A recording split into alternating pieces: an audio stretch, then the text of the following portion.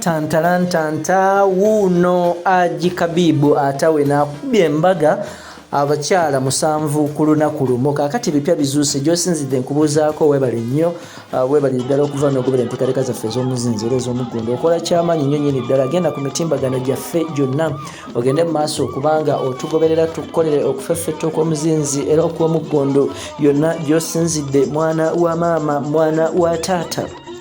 Ensonga eriwo essaawa zino era amawulire agaliwo essaawa zino bassebo ne bannyama batuuliza nammwe batulaba ge ga musajja mukulu Ssaalongo HABIB HAJJI amanyiddwa ennyo nga nsiko nene nannyini bakazi.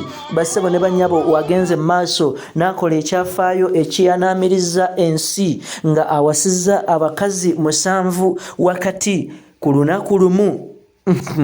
Musajja mukulu ono awuniikiriza kyenkana ettundutundu ly'e Nakifuma ngera bassebo ne bannyabo emikolo giyindidde wali mu maka ge agasangibwa ekijjo mu Nakifuma Naggalama Town Council. Musajja mukulu ono wakubye kadaali abagole bano nga wogenda maaso okubanga obalaba nga bw'olabaawo mu bifaananyi bano basoose kuyisaamu ky'osobola okuyita ebivvulu ne beetooloola ebyalo ebisukka eyo mu 30 ng'agenda talina kyagenda kukola wabula ng'agenda awuubira ku bantu awuubira ku batuuze mu ngeri ey'akasonso mu ngeri ey'okujanjawaza mu ngeri ey'okujjaguza n'okusanyuka.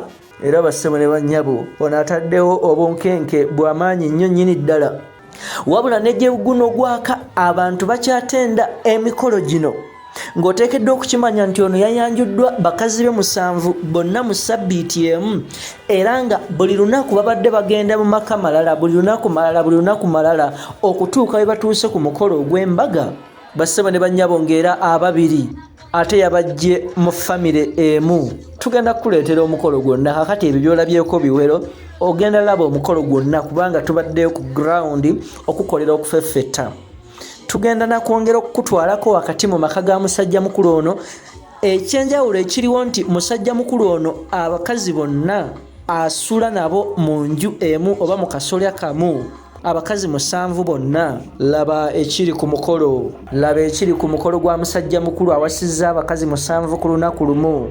HAJJI HABIB NSIKO NENE awasizza abakazi mu Lunaku Lumu era ng'ono asuubizza nti wekitaba ki abo biwero agenda na kwongererako ddala. Abakyalo 7 kiba muzannyo njakutuganga abo emirembe. Amiina naye nga kigambye nti yefumbikira Chiche ekijjobi laba ekijjobi sharinga commentinga subscribinga tweyongere okubanga tukukolera okufeffetta yonna gy'osinzidde mwana wa maama mwana wa taata. Yenze Ssemaganda Moses Obra Kampala Media TV yonna gy'osinzidde.